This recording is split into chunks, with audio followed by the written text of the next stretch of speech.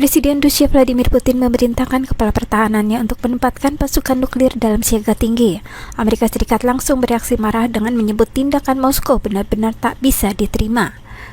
Dalam perintahnya pada hari Minggu, Putin menuduh Barat mengambil langkah-langkah tidak bersahabat dengan Rusia. Perintah Putin keluar ketika invasi Rusia ke Ukraina memasuki hari keempat. Dan pada hari ini, 28 Februari 2022, invasi Rusia memasuki hari kelima. Moskow menolak narasi invasi dalam aksinya. Mereka menegaskan apa yang dilakukan adalah operasi militer khusus. Moskow memiliki gudang senjata nuklir terbesar di dunia dan sejumlah besar rudal balistik yang membentuk tulang punggung pasukan penjaga nuklir negara itu. Pejabat tinggi di negara-negara terkemuka NATO telah membuat pernyataan agresif terhadap negara kami. Untuk alasan ini, saya memberi perintah kepada Menteri Pertahanan dan Kepala Staf Umum untuk memperkenalkan rejim tugas tempur khusus di pasukan pertahanan tentara Rusia, kata Putin.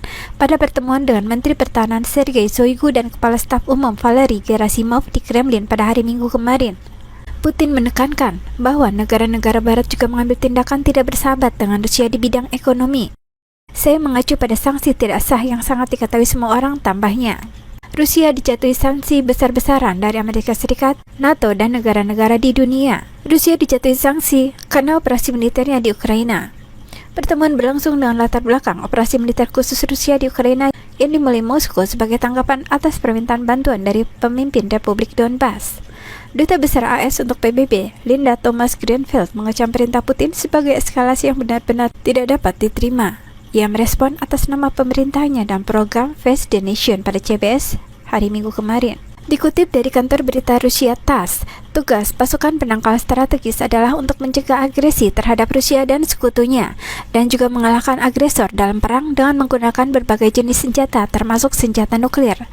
Pasukan pencegahan menggabungkan pasukan serangan strategis atau SOF dan pasukan pertahanan strategis atau SDF. Potensi nuklir strategis merupakan tulang punggung dari SOF, dipersenjatai dengan rudal dan pesawat antar benua, termasuk senjata jarak jauh dengan akurasi tinggi. Potensi nuklir strategis termasuk strategis missile force. SOF juga mencakup kekuatan tujuan ganda konvensional strategis, pembom strategis dan jarak jauh, dan juga kapal selam, kapal permukaan, dan pesawat angkatan laut membawa rudal angkatan laut yang membawa senjata jarak jauh dengan akurasi tinggi.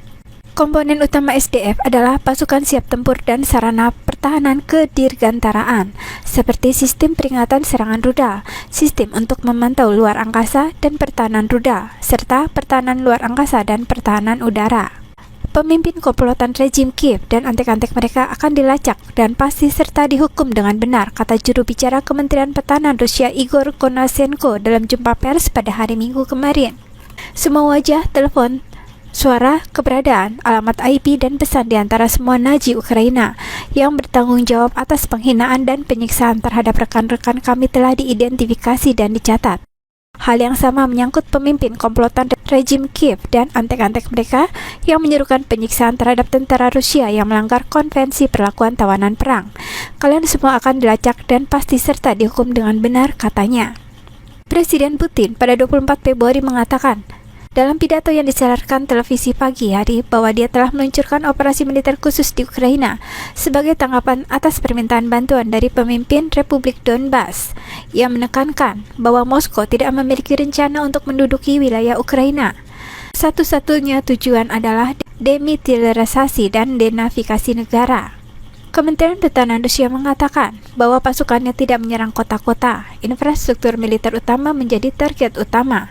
Penduduk sipil tidak dalam bahaya, kata Kementerian Pertahanan.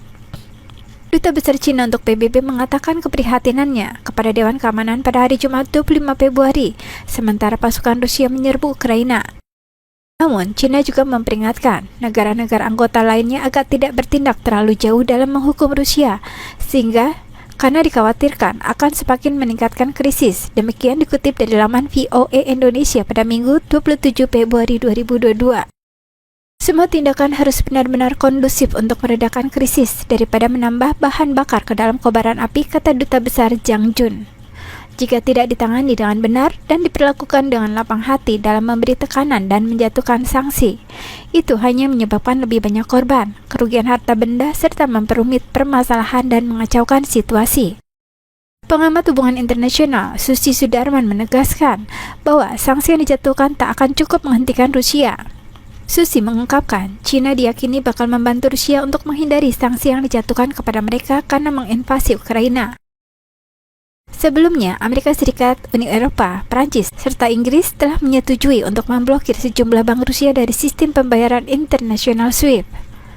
Hal itu sempat diyakini bakal menjadi pukulan telak untuk Rusia, sebab mereka bergantung pada sistem SWIFT untuk pembayaran ekspor minyak dan gas. Namun menurut Susi, China akan memudahkan Rusia meski mereka diblokir untuk menggunakan SWIFT. China memiliki alat lain yang bisa menggantikan SWIFT tersebut, ujarnya. Jika mereka bersekongkol, tentunya alat-alat yang digunakan bisa membuat mereka mencari jalan keluar dari sanksi yang diberikan. Susi pun menegaskan bahwa sanksi-sanksi tersebut juga menimbulkan permasalahan karena ada upaya black market, upaya penyelundupan dan teknologi serta lain sebagainya. Pada kesempatan itu, Susi juga mengatakan akan sulit untuk memaksa Presiden Putin untuk menghentikan serangan ke Ukraina. Masalahnya, kondisi Rusia saat ini sedang naik daun, sedang banyak uang dan menjadi kekuatan. Dua kekuatan ini, China dan Rusia menginginkan satu tatanan arsitektur dunia yang berbeda dari keunggulan Amerika Serikat, ujarnya. Amerika tidak tinggal diam, dan mereka juga tidak tinggal diam. Sekarang masalahnya adalah adu kekuatan. China memilih keamanan pangan daripada ikut mengkritik aksi Rusia yang menyerang Ukraina. Di saat semua negara mengutuk dan mulai mengenakan sanksi ekonomi atas Rusia, China justru siap memborong gandum dari Rusia. Pada 24 Februari 2022, otoritas bea cukai China mengizinkan gandum dari seluruh wilayah Rusia masuk. Demikian Watkins mengutip Associated Press pada hari Kamis 24 Februari 2022. Sikap China ini memberikan alternatif bagi Rusia saat Barat menutup pintunya karena sanksi atas tindakan Presiden Rusia Vladimir Putin. Presiden China Xi Jinping yang baru saja bertemu Putin di Beijing diikuti pembelian miliaran dolar gas Rusia oleh China yang alami krisis energi. Mengutip dari AP News pada hari Kamis 24 Februari, pasca serangan Rusia ke Ukraina, China menolak berkomentar apalagi mengkritik Rusia. Kami masih berharap pihak-pihak terkait tidak menutup pintu perdamaian dan malah terlibat dalam dialog dan konsultasi serta mencegah situasi semakin meningkat, kata juru bicara Kementerian Luar Negeri China, Hua Chunying, seperti dilansir dari AP News pada hari Kamis 24 Februari. Sejak invasi Rusia digelar, China berulang kali menyerukan kedua belah pihak untuk menggelar dialog. Sementara melalui telepon dengan pejabat-pejabat senior Eropa pada hari Jumat 25 Februari lalu, Menteri Luar Negeri Wang Yi menegaskan China menghormati kedaulatan semua negara termasuk Ukraina, namun tetap meminta keprihatinan Rusia pada ekspansi NATO di Eropa Timur juga harus ditanggapi dengan tepat. Seusai Presiden Xi Jinping berbicara dengan Presiden Rusia Vladimir Putin melalui sambungan telepon, China mengatakan Putin bersedia terlibat dalam dialog tingkat tinggi dengan Ukraina.